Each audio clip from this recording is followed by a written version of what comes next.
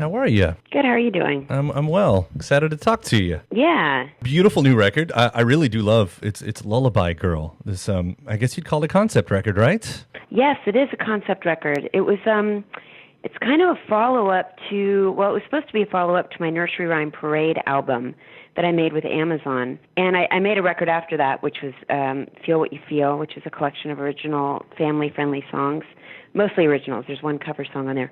But after that, Amazon asked if I would do a lullaby record, and I think what they had in mind was something that felt a lot like my Nursery Rhyme record, which I really enjoyed making. It's a record that is very simple, and it almost sounds like I'm a mom in a room singing to a kid with just a handful of instruments, selected instruments per track, and a little bit of harmony. But instead, once we got into making the record, this new record, we sort of went a different direction. We decided to start doing cover songs. We started playing around with ideas for songs we could include on a lullaby record, and I'm working with Larry Goldings and Rich Jacks on the record, and Larry's an amazing jazz pianist, and we've worked together to do a standard or two, and we keep wanting to work together to do more standards. So when it came to this record, we realized, wait a minute, we could kind of cover all of our bases.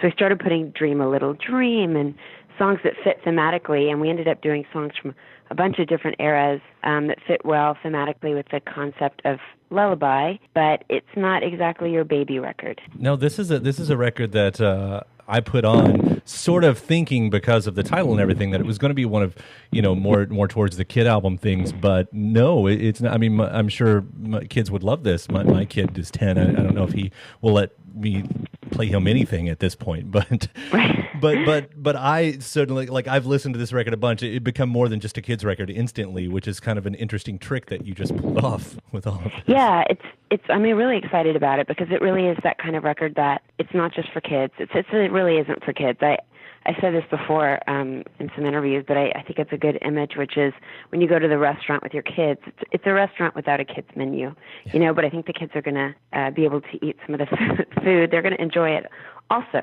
Yeah.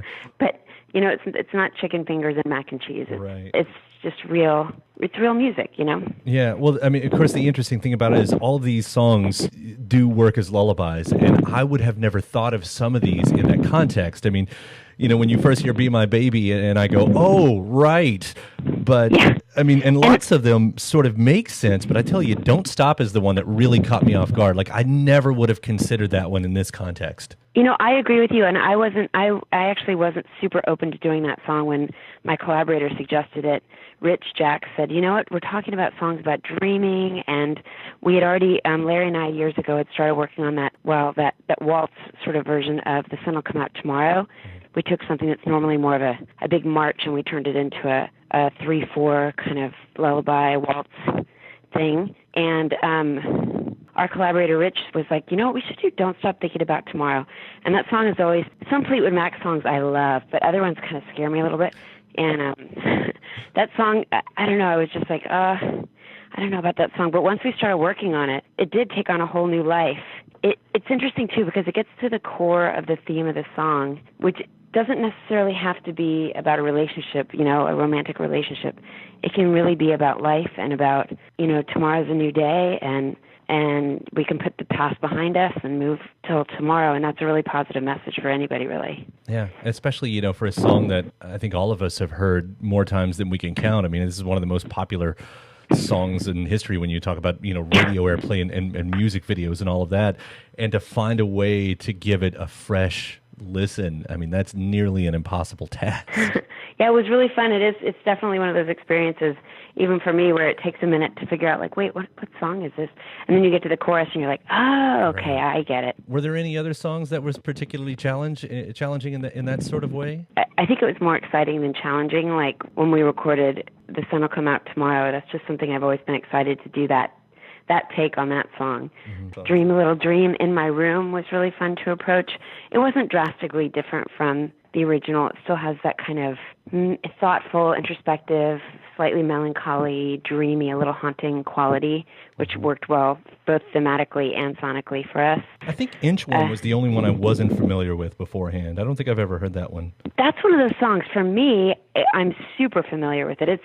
it's like the ABCs for me. Like ever since I was a kid, I watched the movie Hans Christian Andersen, and Danny Kaye sang the song, and I've always been really intrigued and loved when the two parts of a song overlap. The part that's the math problems, which the kids sing, and the kids sing it with Danny Kaye in the movie as well. We wanted to do that, which could come off as being kind of a kiddie, kind of child type of thing, but it's really just more of a texture and a feeling, again, a little bit haunting, a little bit like thinking about the past more than kids singing. But anyway, it's just so familiar to me that I was excited to do that. But yeah, for my collaborators, they didn't really know the song, and they thought, oh my gosh, it's so weird when all of a sudden these voices are overlapping and the melody's really strange. No, it's cool. But, yeah. Yeah, for me it was kind of commonplace. Yeah. But I was excited to do that song too, because also, then you link together the standards, which I think of that as like a standard. You can connect the dots with that, and A Dream is a Wish Your Heart Makes, which is from Cinderella,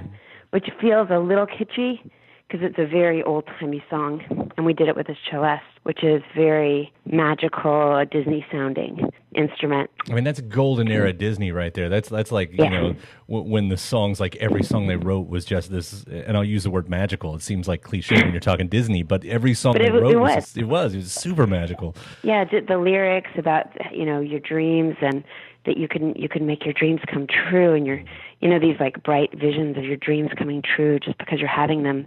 And then also the instrument selection. And then you also have songs, we go into a little bit warmer place with Ooh Child, which is a different era as well. And even though it's kind of, it's done in a lullaby way, we did try to pick up on the subdivision of the rhythm with the drums. And we got an amazing drum player, Jay Bellerose, to play with us. Oh, yeah. Who, over the last 3 years, I've seen him play with. I met him when he started off playing with Paula Cole. They were both at Berkeley together. And then I've seen him play with Ray LaMontagne and Robert Plant and all kinds of people. So he just has such an amazing vocabulary when he's playing, as far as bringing out the traditional sides of some of the drum beats, but then adding something a little bit different and a new approach as well. There are two originals on here as well with Close Your Eyes and Lullaby Girl. Were they written specifically with this set in mind, or? Actually, Close Your Eyes was written, we sat down with a list of songs that we wanted to record, or that we thought, we had a longer list, but we started paring it down, and we really wanted to write some ourselves. And at the time, we were still thinking along the lines of standards. So we wanted to write something that sounded like a standard, which is why we chose certain images. And again, it was not geared towards kids. It was just trying to write sort of more of a standard song. And then we were going to write another one, and I thought, you know what? I wrote a song with my friend Cliff, who I collaborate with a lot. And I was visiting Nashville. It might have even been around that trip in Kentucky. It was a few years ago. It was like probably within the last 5 years.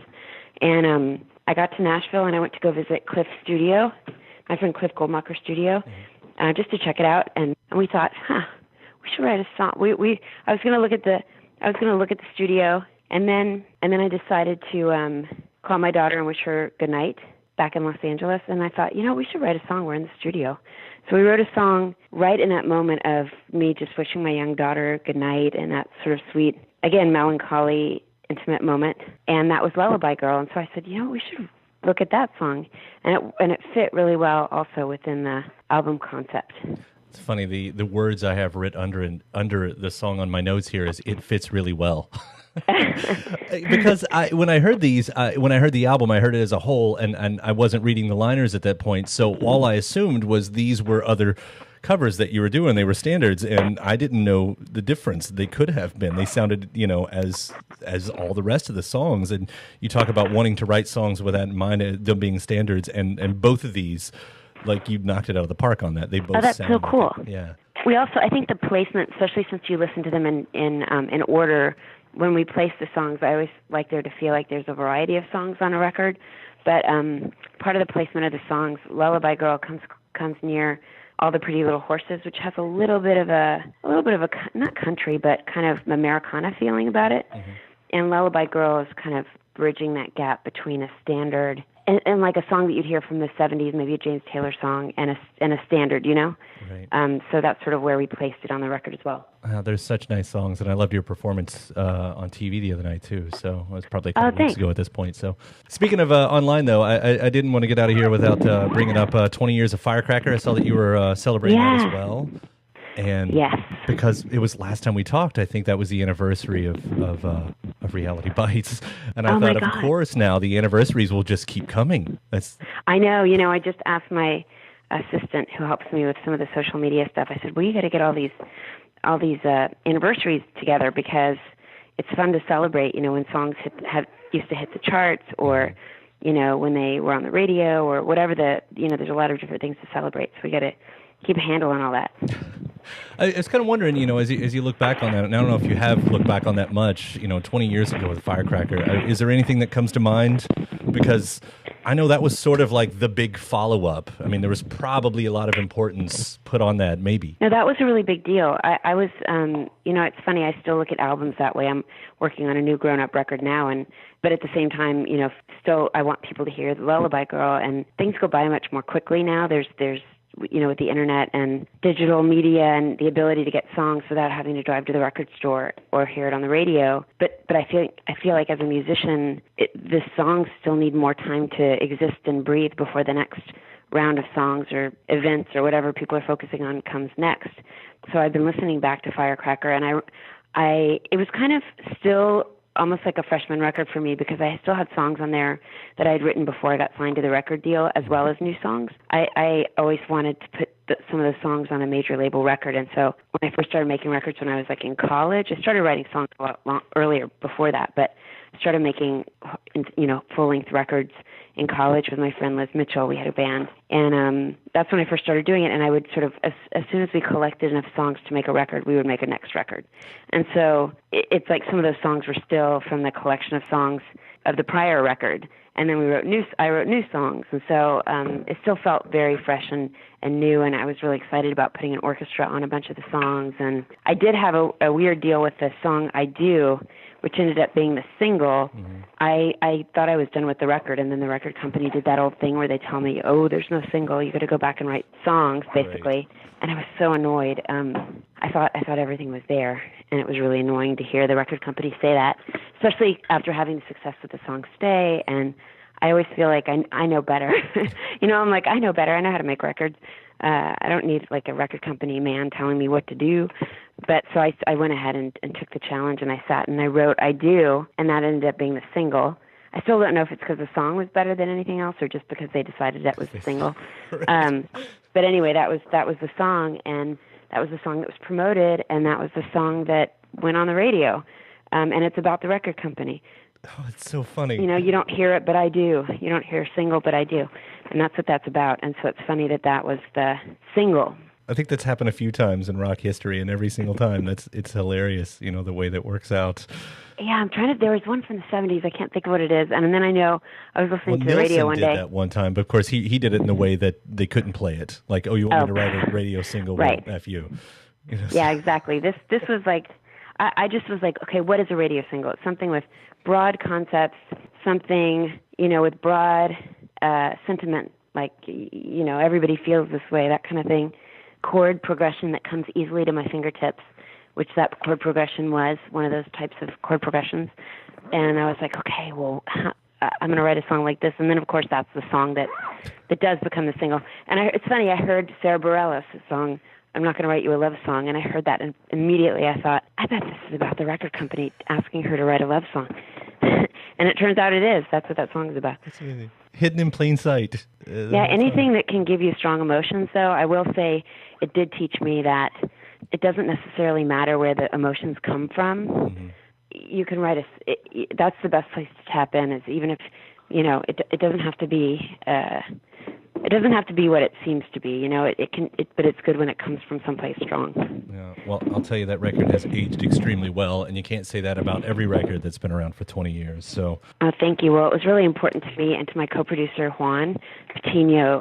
We were huge fans of like Steely Dan and all these bands that were the classic that took every single note and every breath and every beat very, very seriously. So we were trying to, that was sort of our world, and I'm glad that it's held up. That makes me feel good. And I love this new one, too. I can say the same thing about Lullaby Girl. I've really enjoyed listening to it so far, and I'm sure I'm not done with it yet. So. Oh, good. Well, continue to spread the word. I really appreciate it. Will do.